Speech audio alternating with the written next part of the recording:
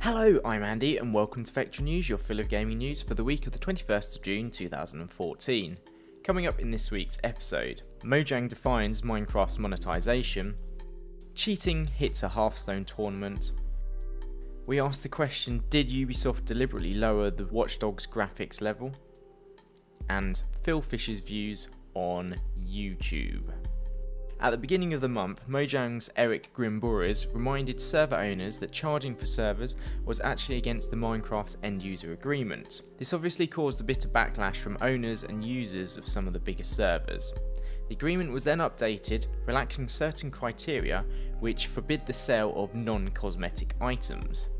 Notch responded after someone posted a comment saying Mojang was literally worse than EA, and clarified the reasons behind the new end-user agreement, saying that people can charge for access to servers but can't charge for mods or individual aspects of the game, as some private servers charge for XP boosts and certain game modes. He said they'd gotten messages from parents asking for their $100 back their kids spent on an item pack on a server which we have no control over. This was never allowed, but we didn't crack down on it because we were consistently incredibly swamped in other work. An FAQ has since appeared on the Mojang website clarifying what users can and can't monetize, giving servers a grace period until the 1st of August to implement these. Essentially what it boils down to is the fact that you can charge people for using a server, however everyone has to have access to the same features. Perks can only be sold for soft currency, meaning a currency that has no real world value and only in-game value. Any cosmetic features, with the exclusion of capes, can be sold for hard currency, which includes ranks, as long as it doesn't give other players any non-cosmetic perks. So what this means is people can only charge real money for server access and cosmetic items now. We'd be interested to hear from anyone that runs or regularly plays on a Minecraft server that's been affected by these changes. Will these changes to the end user agreement affect the way your server will be run, and can you even afford to do that anymore? Leave your comments below. The winner of Dreamhack's $10,000 Hearthstone tournament, RDU, has been accused of cheating.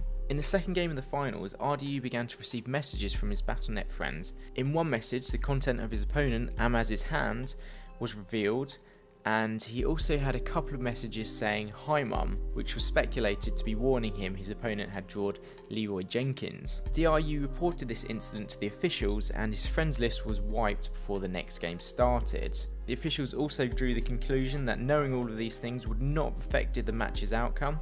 RDU won the finals 3-0. Shortly after the game, his opponent recorded a message from a hotel room congratulating RDU, saying he didn't think there was any foul play involved in the match at all. I have to say that if you were going to cheat in a match like this, having friends message you while the match was being live streamed is probably a very dumb plan.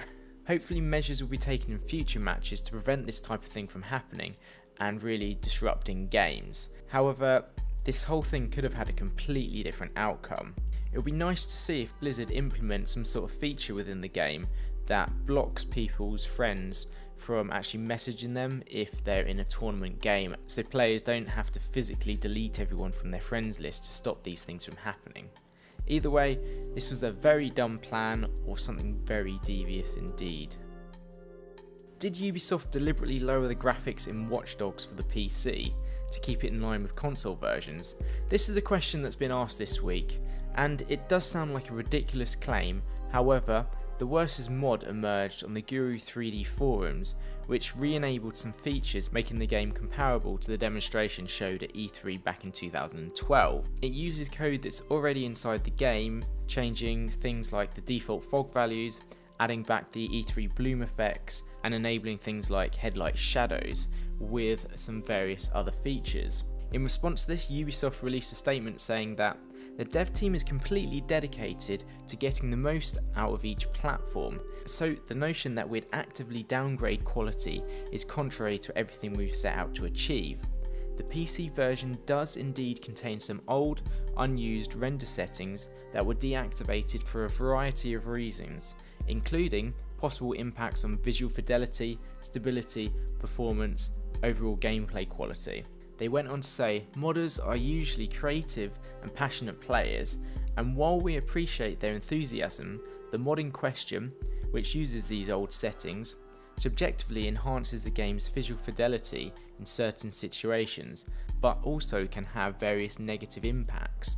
Those could range from performance issues to difficulty reading the environment in order to appreciate the gameplay, to potentially making the game less enjoyable or even unstable. However, re-enabling these features apparently doesn't make the game play much worse on the PC as it did without them, so it just adds some more questions, especially as Watch Dogs was meant to be one of the first true next-gen titles. If you're interested in checking out the mod, head over to the Guru 3D forums where you can find it. The creator of Fez, Phil Fish, this week took to Twitter saying that YouTubers who use game footage should pay out a huge portion of their revenue to developers from which they steal all their content. Ad revenue should be shared with developers. This should also be built into YouTube. Anything else is basically piracy. He went on to say, "If you generate money from putting my content onto your channel, you owe me money. Simple as that. If you buy a movie, are you then allowed to stream the entirety of it publicly for people to watch for free? No, because it's illegal. Systems are in place to prevent that. But buy Fez, put all of it on YouTube, turn on ads, make money from it, and that's totally fine.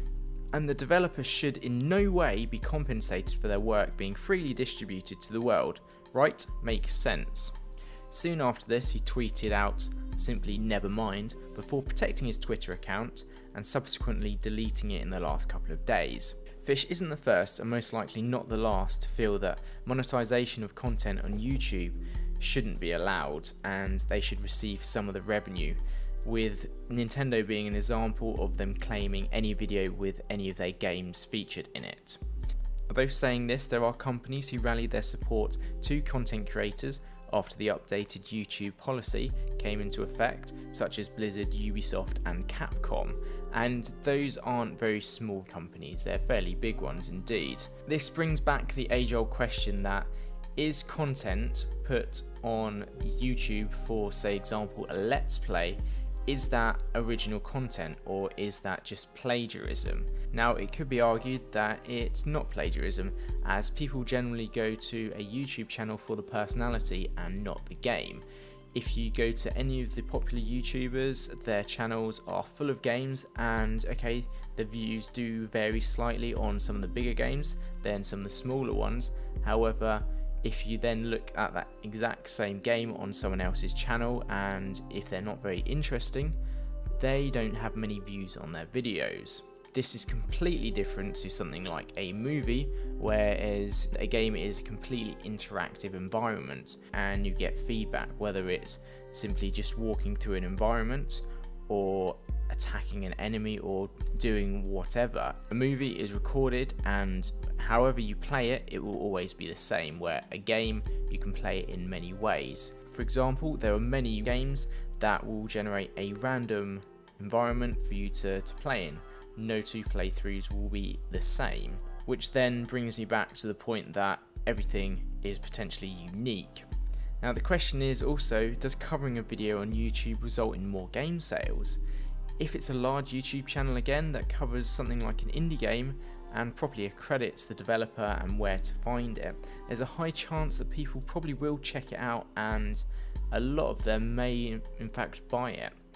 I've even bought games because of someone's Let's Play, and I probably wouldn't have heard of those games if I hadn't seen them. Would this coverage have the same effect on AAA games? And the reaction would be severely watered down in this fashion, as most people have eyes on these big games as they're generally very high profile. Could a YouTuber also stop sales? I'd probably say yes. Although this is probably because either they looked at the game and it's complete and utter garbage because it's broken, or they looked at it and thought, hey, it's not going to be my cup of tea.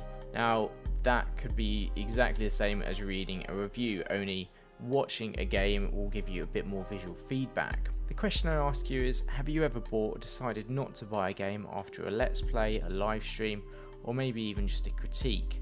Let us know below. But that's all from Vectra News this week. Don't forget to like, favourite, subscribe, follow us on Twitter, and check out vectranews.co.uk to keep up to date with everything on the network. And as always, we'll see you guys next time. Goodbye.